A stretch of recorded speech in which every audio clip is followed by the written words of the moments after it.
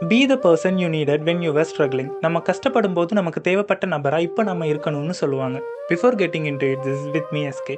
ஒரு நாள் ஒரு சின்ன பையன் ஒரு பெட் ஷாப்பை கிராஸ் பண்ணி போகிறான். அங்கே ஒரு சைன் போர்டு இருக்குது. அதில் பப்பீஸ் ஃபார் சேல்னு எழுதி இருக்குது.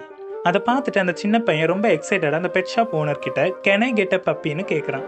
அதுக்கு அந்த owner yes but you need to pay money for இட்னு சொல்கிறாரு. உடனே அந்த பையன் அவன் பாக்கெட்டில் இருக்கிற எல்லா காயின்ஸையும் எடுத்து கொடுக்குறான்.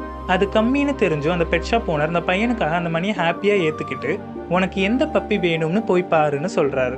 அந்த பையனும் ரொம்ப ஹாப்பியாக எந்த பப்பியை வீட்டுக்கு எடுத்துகிட்டு போகலாம்னு பார்க்குறான். அங்கே நிறைய பப்பீஸ் அங்கேயும் இங்கேயும் ஓடிக்கிட்டு இருக்கு. அந்த பையனுக்கு எதை சூஸ் பண்ணுறதுன்னு ரொம்ப கன்ஃபியூஸ் ஆகுது. அப்போது கார்னரில் ஒரு பப்பி ரொம்ப பயந்துட்டு ஊனி ஊனி நடக்குது. அதை பார்த்துட்டு அந்த பையன் அந்த பப்பியை சூஸ் பண்ணுறான். அதுக்கு அந்த shop owner it is not a good choice, அதால் உன் கூட ஓடி விளையாட முடியாது, அதோட ஒரு கால் சின்னதாக இருக்கும்னு சொல்கிறாரு. உடனே அந்த பையன் கீழே குனிஞ்சு அவன் ரைட் லெக் பேண்ட்டை தூக்குறான். That shop owner was shocked. அந்த பையன் லெக்கில் மெட்டல் பீசஸ் ஃபிக்ஸ் பண்ணியிருக்காங்க.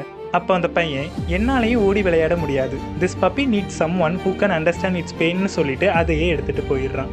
ஸோ ஹெல்ப் சம் ஒன், சிம்பத்திக்காக இல்லை, just because you understand their pain and struggle.